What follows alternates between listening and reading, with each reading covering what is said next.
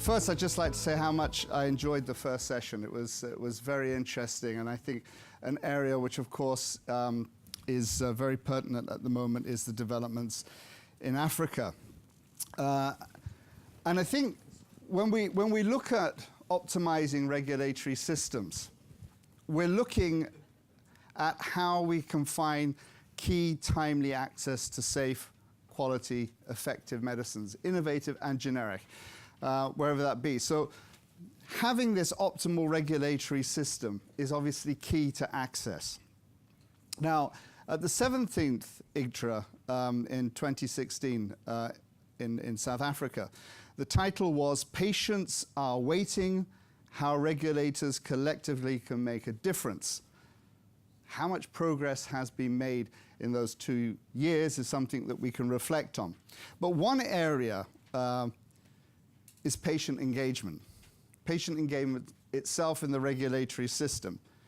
Now, there was a commitment made those 2 years ago that there would be more stakeholder engagement and commitment from regulators, and of course, one of the key, if not the key stakeholder, is patients. And we are now in quite an exciting period.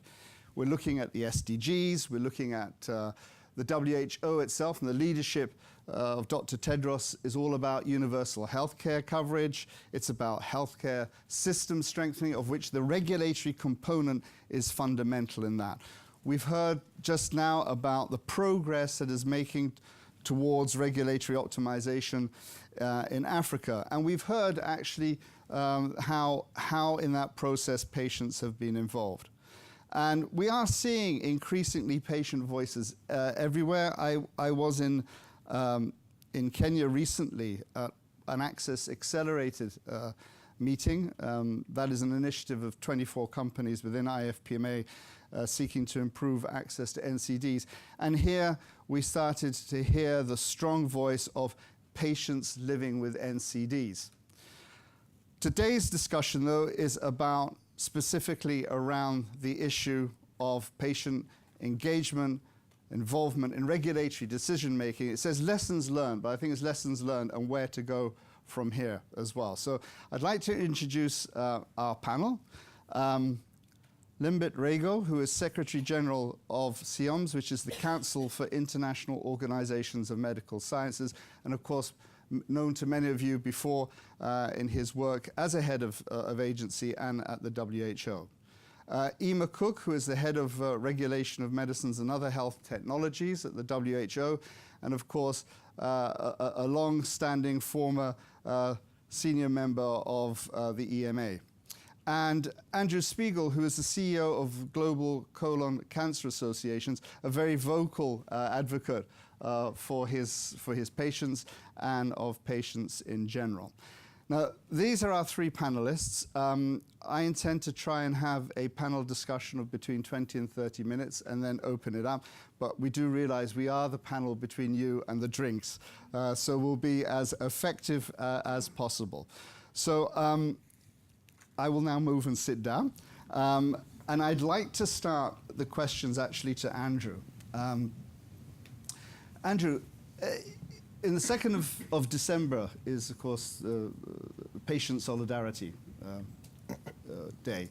And at the last Patient Solidarity Day, there was the concept of, empowering patients through knowledge. How important is it that patients are involved in the regulatory discussions? And what evidence have you got that engaging patients actually results in a better regulatory system and environment? Well, thank you for the question, for having me, and thanks to IFPMA for putting together this event. I've been in the patient advocacy community for nearly 20 years, the first half in the US and a good bit of the second half now internationally. And I'm here representing IAPO, who created Patient Solidarity Day. And IAPO has done much more than that.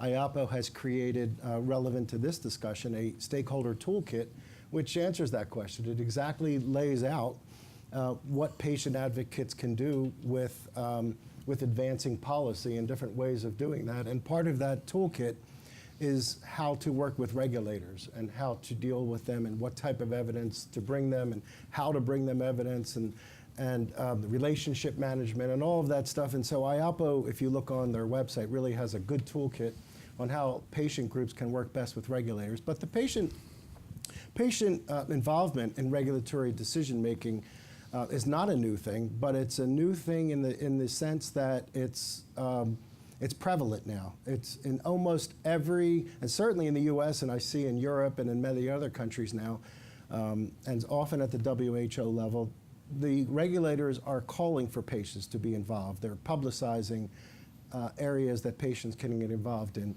And the reason they're doing that is because the old way of doing business for regulators, which was looking at the data, which was presented to them on a new therapy, and then looking at the cost effectiveness data. So looking at a person who would bring in a health policy expert on the costs of this. And they learned relatively quickly that just looking at the clinical data and just looking at the cost effectiveness of approval of a therapy was not good enough. It didn't answer all the questions. There were many questions that could only be answered by patients. And so everybody in the life cycle, from pharma to regulators, from the beginning of drug development all the way through post-marketing data collection, patient voices are now involved in those issues. And it's a really good thing because back in the day when they first started involving us in these patient decisions, and I've had this conversation with many patient advocates over the year, we all felt as though we were a token in the room.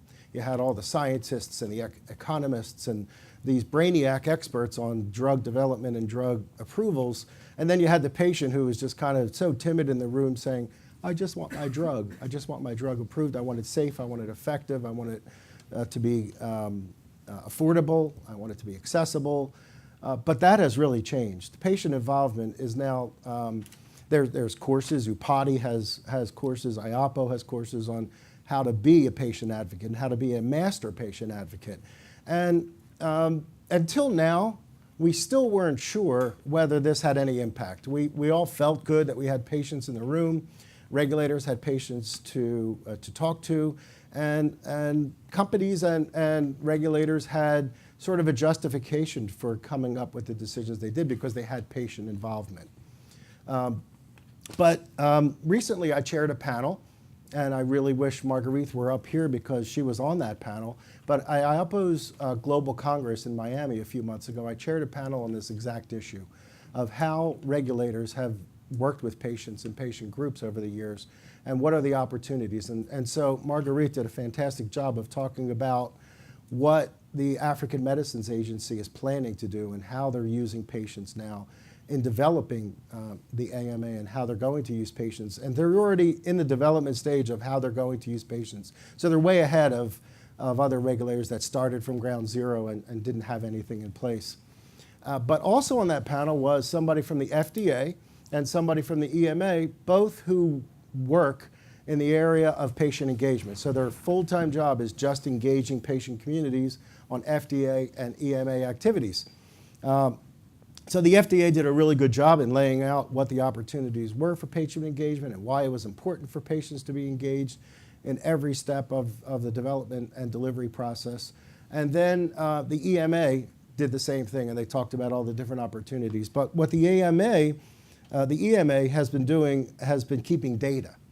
So they've been keeping data on what did the policy look like before we engaged with patients, and then how did we engage with the patient community, and then as a result of that engagement, did the policy change? Did the final policy change? Did the draft? So they've done an excellent job of really keeping solid data on exactly what policies have been affected or changed as a result of patient involvement. And I actually have that data because I stole it from her PowerPoint, and she has agreed to allow that. So I actually would be happy to share that with everybody.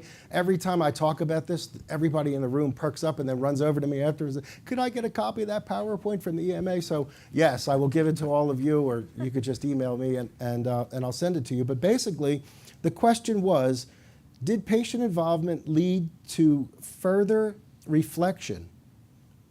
Did patient input change the final advice?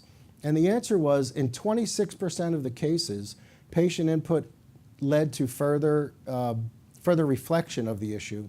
And in 43% of the cases, it actually impacted the final advice given or the final guidance given. So when I heard that, it was the first time I ever heard it, and we were filled with 100 patient advocates or 200 patient advocates in the room. We all celebrated. Look, what we're doing really does matter. But that's data that the regulators have to know about, that over 40% of the time, policies were changed as a result of patient involvement. So let there be no question anymore that patient involvement is not a token thing. It is something that really, really does change the needle and move the needle and change the outcome. So I'll send you all that if you ask me for it, but I'll leave it at that. I know that's a long introduction, but I have a little more to talk about that I may bring up in some questions. Indeed, I have a follow-up question, Andrew, and I think when I first heard that data, I thought it was quite impressive. So, looking at that data and realizing that patients do have an impact, for you, where do you see key patient involvement needed now in the regulatory environment? Is pharmacovigilance, safety surveillance, we're talking about pre-ictera, nictera. There's the whole life cycle approach, I suppose, to the product as well. But where do you see the key focus needed? I would say that one other big takeaway from that panel was that the EMA and the FDA actually have quarterly meetings where they talk and they exchange information on a patient engagement. So I also wrote down the things that they talk about on that agenda because I was like, what? The EMA and the FDA actually have calls every 3 months and they share information with each other. And I was, again, not just on that. It's a wonderful thing, right? But I didn't know it. So for me, it was another, wow, that's really cool.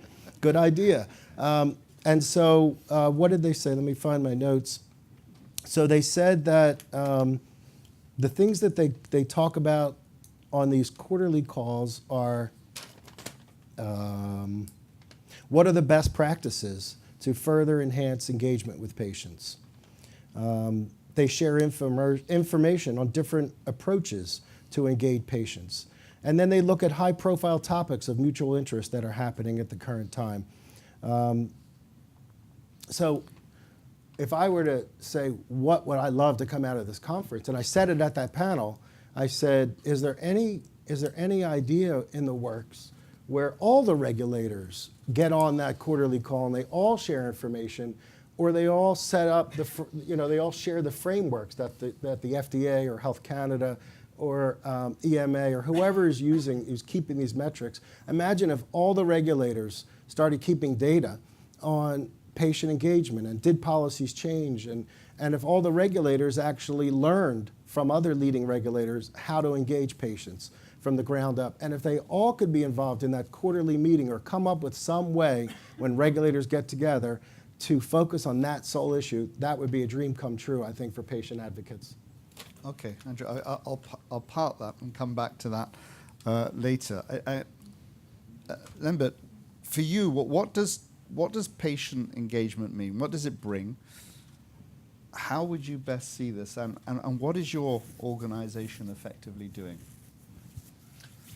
Thank you for the question, and thank you IFPMA putting up this panel, because I think it's very, very timely. And I think it was pointed out that nowadays really it's more the life cycle, that the patient involvement is really starting from preclinical working out of the drugs development, even what is entering into the pipeline and ending with the whole life cycle.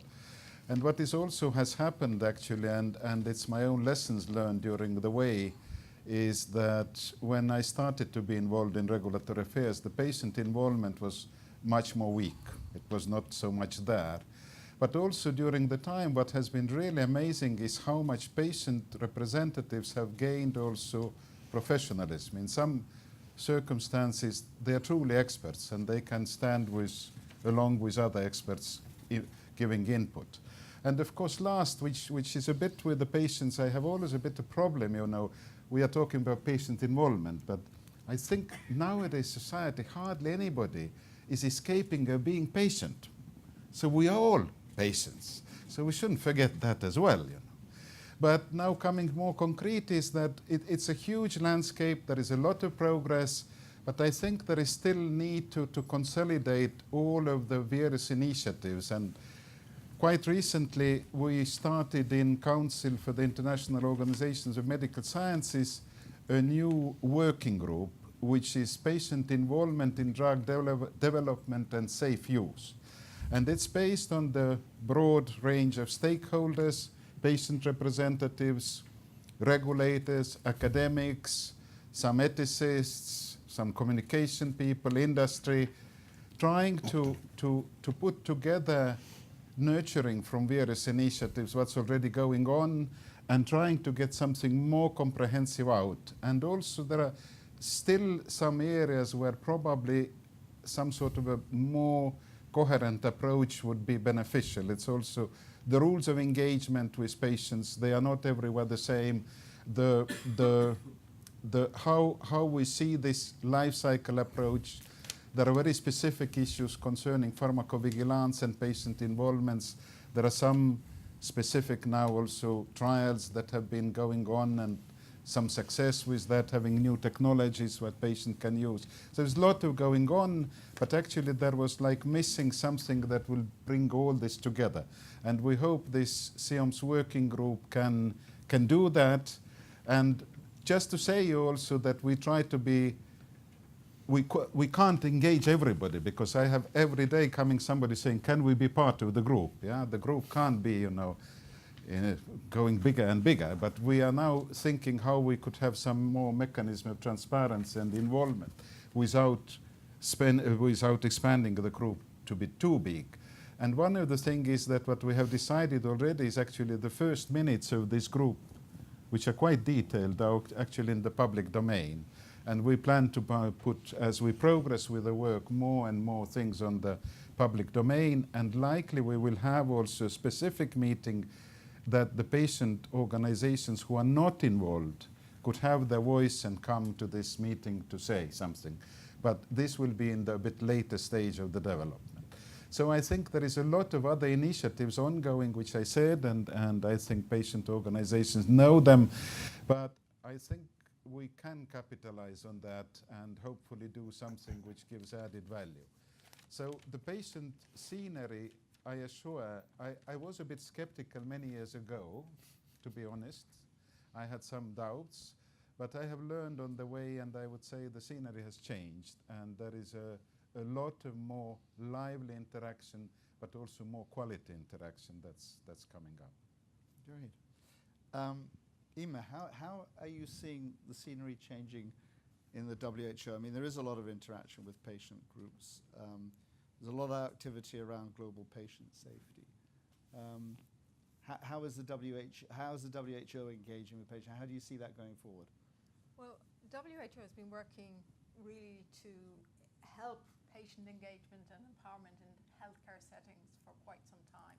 In fact, there was a call to action back in 2013 that really looked at the voice of the patients in provision of healthcare. It hasn't been directed so much at the regulators, except through fora like ICTRA, where we make a point of ensuring that the patient organizations are involved in the pre-ICTRA meeting. And many of our consultations, for example, our consultation on access to biosimilar medicines, we would have patient organizations with giving their voice as well. On the purely regulatory aspect, it's certainly less sophisticated than in EMA or FDA because it's less resourced, effectively. But I think what we are, and I think this is something we should talk about, because effective patient engagement needs a number of things to be put in place to actually work. So you need awareness, first of all. So how would you help patients be aware of how important their voice is in the regulatory decision making? Patients need to be educated, because it's all very well you can't. There's a lot of work that EMA does on this, and it's about how can you effectively talk to regulators so that they will hear you. because that's you want to be you want to help those messages get through, and it's also about transparency and communication.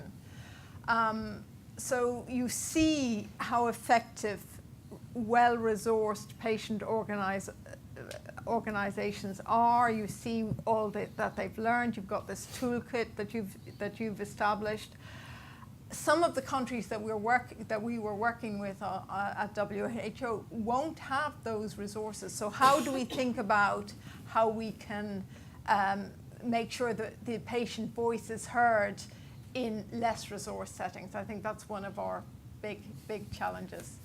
And when I was preparing for this challenge, for this panel challenge, It's a challenge. Not challenging yet. well, I spoke to two of my favorite patient advocates, one who comes from a Northern European country and the other who comes from a Northern African country.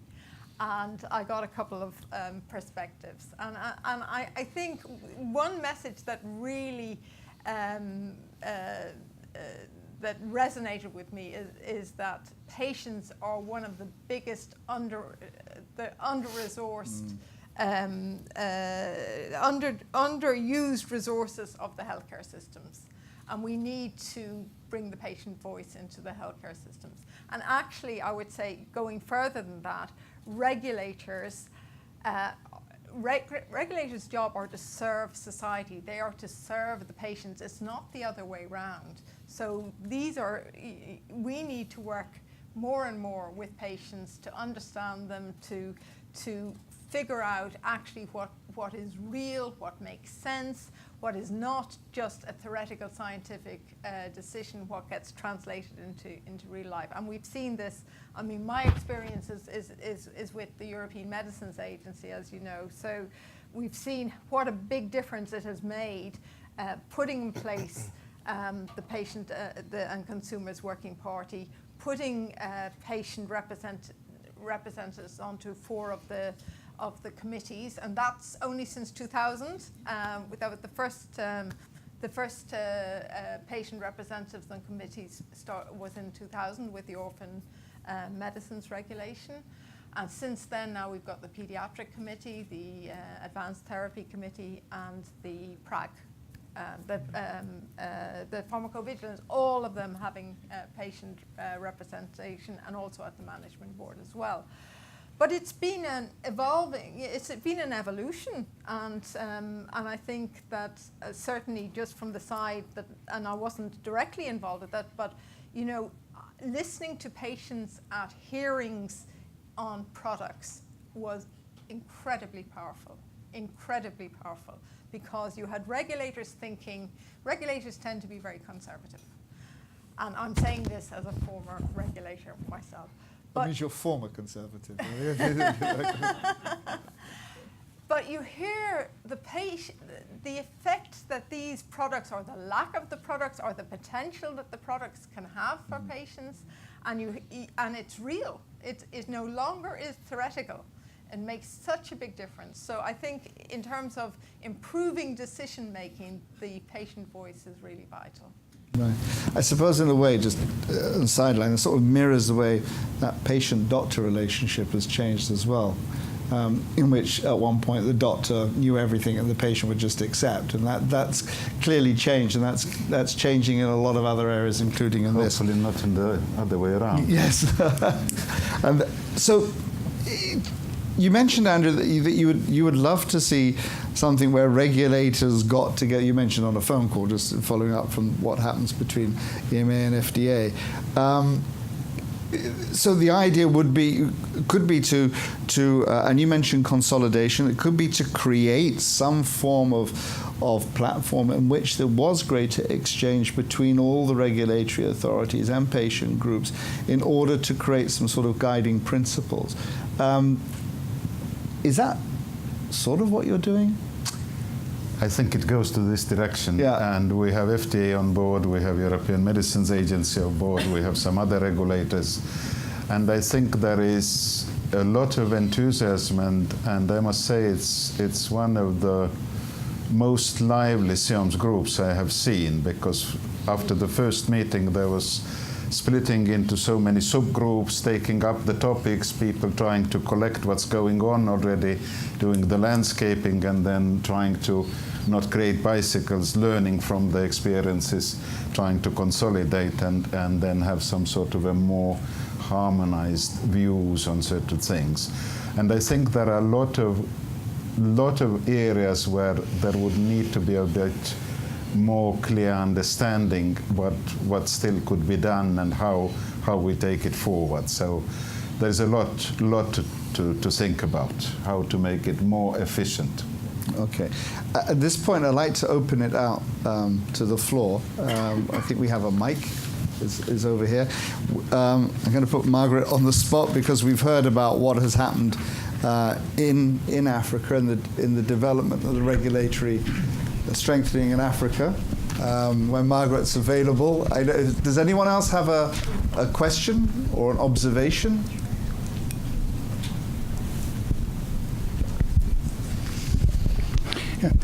Hi, Mac Lumpkin from the Bill and Melinda Gates Foundation. I have an observation and also a question. The observation is that in my past life as a regulator, where we found patient input so incredibly invaluable was when you finally realized that what the clinical trials and the science and the regulators are very, very good at is defining benefit and defining risk and looking at a benefit-risk profile. What we're not really good at is trying to figure out whether in our community we're willing to tolerate that risk and whether that benefit-risk profile is one that makes sense. And that's where often when the patient voice came in, it was the voice that actually could speak to that element because they were the ones who were being asked at the end of the day to take the risk. And so I think it really is, it's the question you're asking and really who has the perspective to come into this holistic question. And in that respect, I think as we're looking at this in the broader aspect, if we're really looking at access, what we find in the world that we deal with on a daily basis is that it's great to get regulatory authorization. That is clearly a necessity on the road to access, but it is not sufficient for access in the great majority of the world, that there is another huge group of people who are making decisions between authorization and access, and those are the people who are deciding if they're going to pay for it, or if they're going to buy it, or if it's going to fit in some kind of a treatment regimen that's going to be recommended. And that's not the world that most of us think of when we think of safety, efficacy, quality regulators. And so my question is, are the patient advocacy groups getting involved with these other decision makers that are clearly between the regulatory decision and access? Because I would think you have the same ability to impact them and make them see the patient's side for the decisions they have to make that you were able to do for us. Thank you. Okay. It's a good question. It's almost direct. Can Andrew, do you want to respond to that? And then maybe any other colleagues?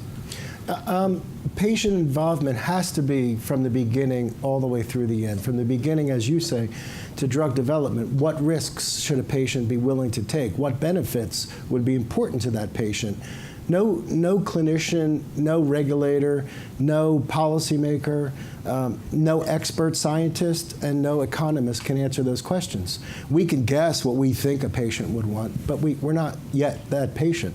So I think your point is really well taken that regulators are increasingly including patients in every step of drug development, but where I think they could do a better job is getting the message out. Patients don't look at the Federal Register on a regular basis and say, oh, there's a hearing coming up on September 10th on biosimilar medicines in Washington, I'm sorry, the 4th, 2 days. And you know, so we rely on other people to tell us about these meetings that are coming up. If there was a better way to communicate with them or to have, as Dr. Cook says, she has a couple favorite advocates, to have sort of a database of advocates. Like IAPO has over 285 patient groups from over 70 or 80 disease areas to tap in and share that data of, hey, we've got a diabetes drug coming up.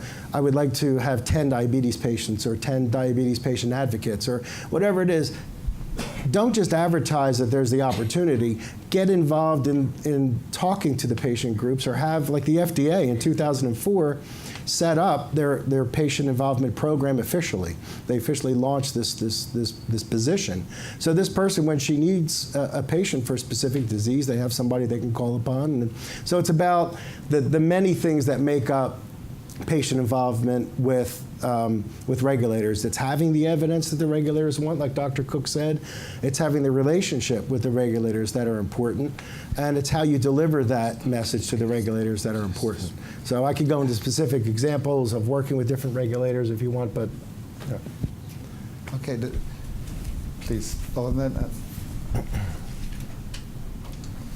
Thank you. I'm Samvel Azatyan from WHO.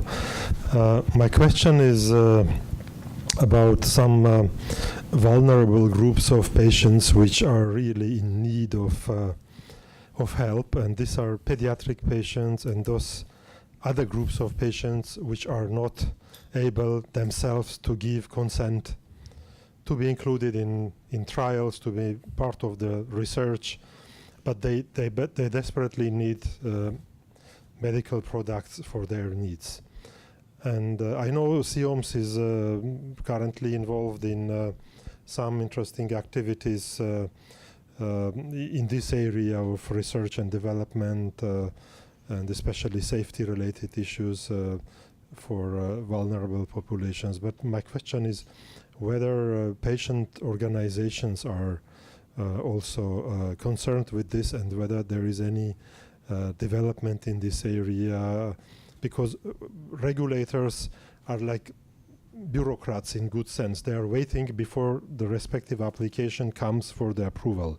But if there is no application coming for the approval because there is lack of research and development in this area, then regulators can really seriously improve the access.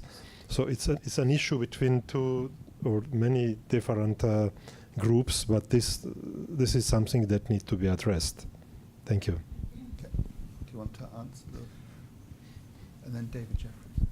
Well, actually, it's also part of the question here is the research ethics. And you have to look on here from the ethical point of view. And we know that historically there was some sort of overprotection. You shouldn't have kids in the clinical trials because it's abusing them and mistreating. You shouldn't have pregnant women. You shouldn't have. Now I think again it has been changing, because if you exclude certain contingents from the clinical research and innovation, you exclude them from innovation as well. So they can't benefit from the research if you exclude them, trying to overprotect them. So nowadays these views are much more balanced, and I think our patient colleagues can put here their input, saying that it's not that you have to be, you have to make right balances, and that's where we are today. So it's moving, I think, in the right direction, and the new CIOMS ethical guidelines from 2016 were making this very clear, Yeah, anyone else want to comment? If not, David, I think you have a question? Yes, thank you. David Jeffries, Chairman of the IFPMA Regulatory Science Committee. I mean, two brief comments if I may. My perspective as a regulator was that we started off engaging with patients and having patients on committees.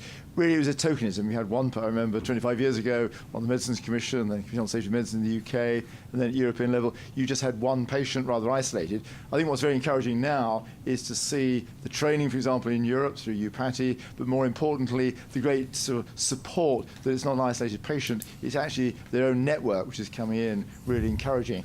I think the other comment is, see, what we in industry are doing now is where we're seeking to get patients engaged right at the earliest stages of drug development. So in our case, that's actually at candidate selection, asking patients, what do they want out of this molecule? And it's often quite interesting. It's not what we think we should be taking forward.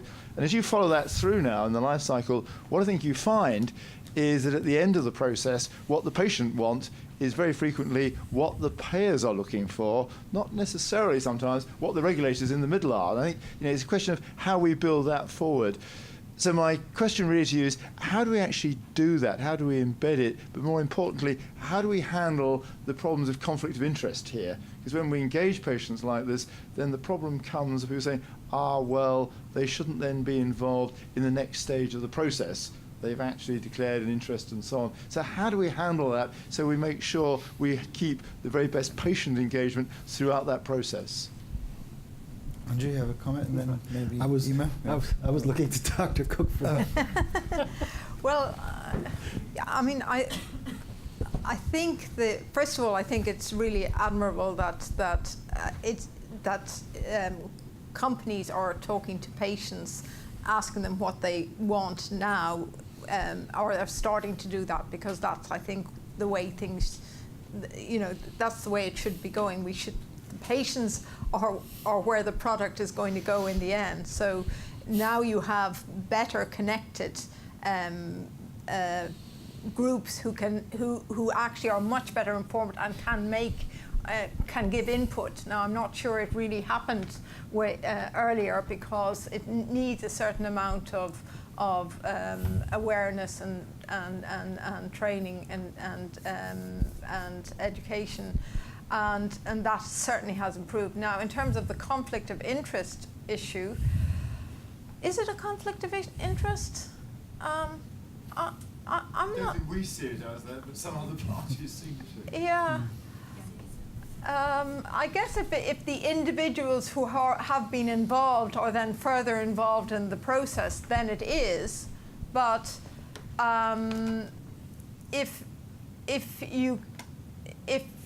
I mean, like, I don't know. I could see that if you don't involve if you're involving different collectives at different points of the chain, that maybe you can manage the interest in that way. I think it's very important that it's transparent, that whatever involvement has happened at whatever stage, that everybody is aware of that.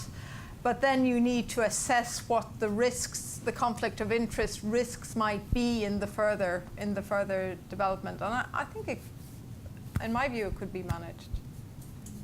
Okay, there's a question at the back. Yeah.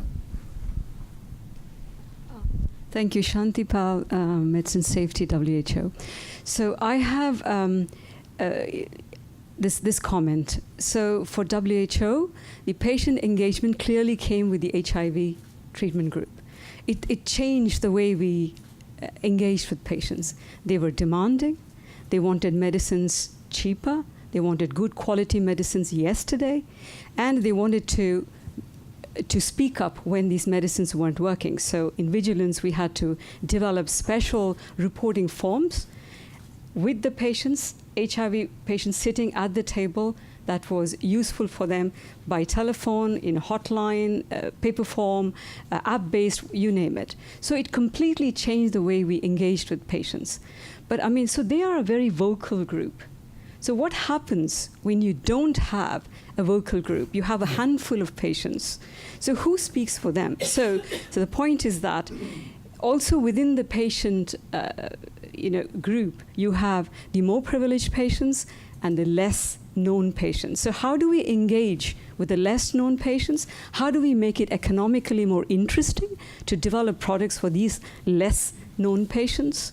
So these are some of the questions perhaps the panel could also consider. So, I mean, I'm noticing, obviously, patients with hepatitis became extremely vocal. Then I'm noticing it also with people living with NCDs. There's a very strong community that's developing there. But of course, there are others. Do you have a view on that, Andrew? My view, and my your view, organization, obviously. Yeah, I mean, my view comes directly from my organization's experience. I started the first ever colon cancer organization in the United States. And so I was competing with those HIV folks and the breast cancer folks, because those two diseases were, spotlights on the clouds, and the rest of us were just down there watching them, the pink sneakers at the football games and the pink everything in the United States has been pink for decades, okay? So here comes colon cancer. Not sexy, right? Not a vocal patient group. They were kind of embarrassed. They didn't want to talk about that. They weren't chaining themselves to the fence to get therapy. So this was a major challenge that could take hours to talk about how we overcame that. But all you need is a handful of strong advocates that really care about it, that are just going to have to carry that labor. There's no simple, you can't just create advocates. I can't put an RFP out saying, I want colon cancer advocates to come with me on the Hill. And so it could be a very small group of very smart advocates, but and it's with what Dr. Cook said, how they're involving patients in really complex issues like biotherapeutics and biosimilars and things of that nature. Your average patient who's got cancer has their own one or two things that they're focused on. And so to ask them to come to a WHO INN meeting on biosimilar regulatory policies, and they're like, what? What did you just say? And even experienced patient advocates would say the same thing. We want global harmonization of naming. We want global harmonization of pharmacovigilance, and we want tracking and tracing, and we want labels, and we want all these things. And the patients would be, what are you talking about? I just want my medicine. I just want to get better. So the UPADIs, thank goodness they exist now to train patient advocates, and that has to happen. In Latin America right now, there's really serious challenges to access to biotherapeutics and things of that nature. And the patient voice is just not strong enough down there right now. And so we're working in Latin America now to strengthen that. We have our third seminar coming up in Brazil on how to teach patients in about a month, how to teach patients how to be advocates and how to advocate on these policies and things of that nature. So it's an evolving area that's evolving quickly. But as you say, we really have to train the patient advocates. And it's great that industry is getting involved with that. I see industry putting on capacity building seminars, and Bio in the US puts on advocacy training days and things of that nature. So industry helps train advocates, and that's a good thing, but it's even better when it comes from organizations like UPADI and things like that. Okay. Yeah. This is exactly the question that I asked my North African favorite patient advocate, because I knew that she's working in a very isolated environment, and she didn't have, she really had to make a huge effort to be involved. I mean, she's a cancer patient and was actually had to do everything herself. Really, no support from anybody. And she said that, again, coming back to the same things, raise awareness, use IT technology, use social media platforms, get like-minded people together, and there's a lot more opportunities now than there was before the internet and social media, and patients actually are accessing or are getting together, at least virtually, much more than they were before. And she said, think about how we can harness that. Think about creating networks so that different groups can come together. And she also said that we need to inform opinion leaders of the importance of patients. That will have effectively a trickle-down effect. But it's true. I mean, patients are in competition with each other. Or different diseases are in competition with each other. And the HIV, we can credit the HIV patients with actually a lot of work in getting involvement in patients of patients. Yes. So they have paved the road, but it was a huge group compared with some of the rare diseases that need to also have their voice heard in the regulatory framework as well. Great, good, because I was going to ask you about, if your comments and any question.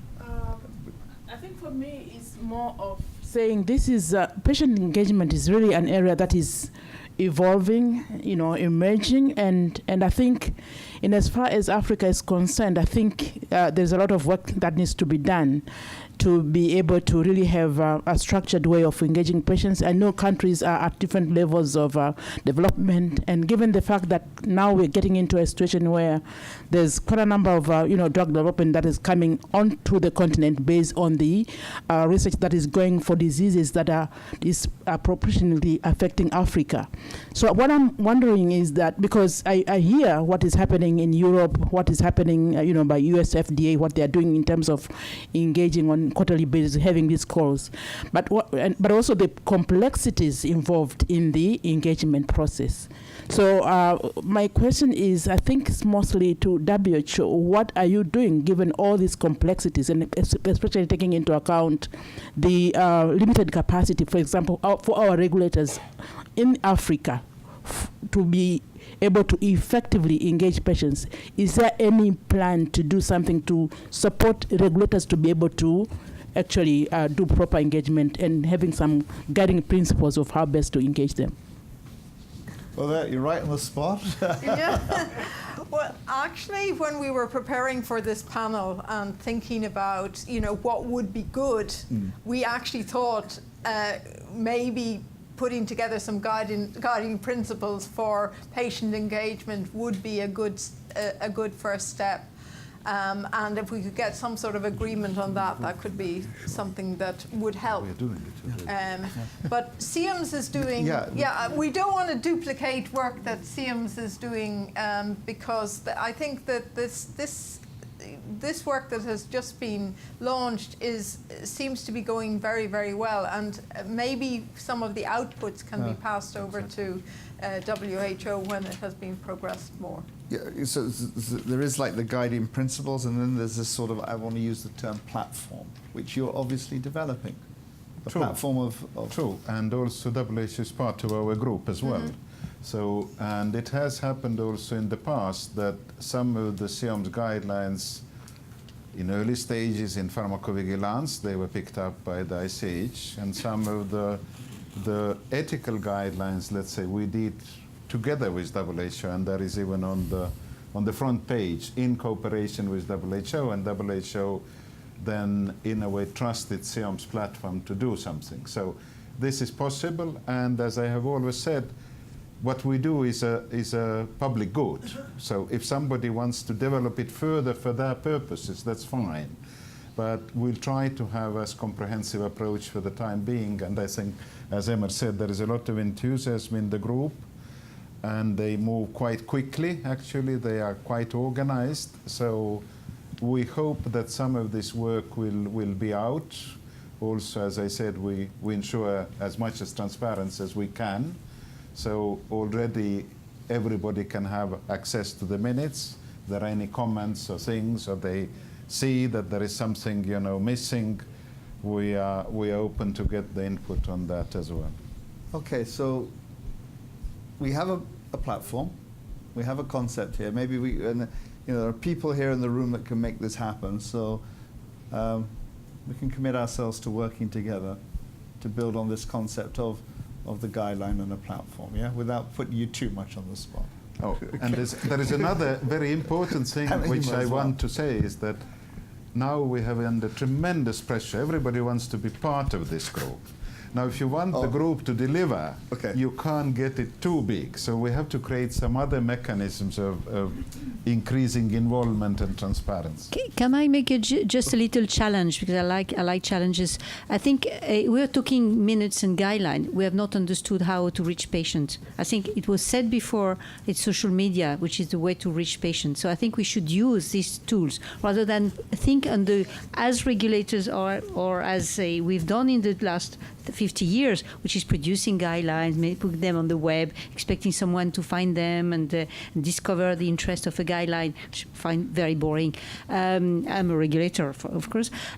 So I think we need to think differently. If you want to reach patients, you need to reach the patient, not the other regulators. Okay, come again at the back. Yeah.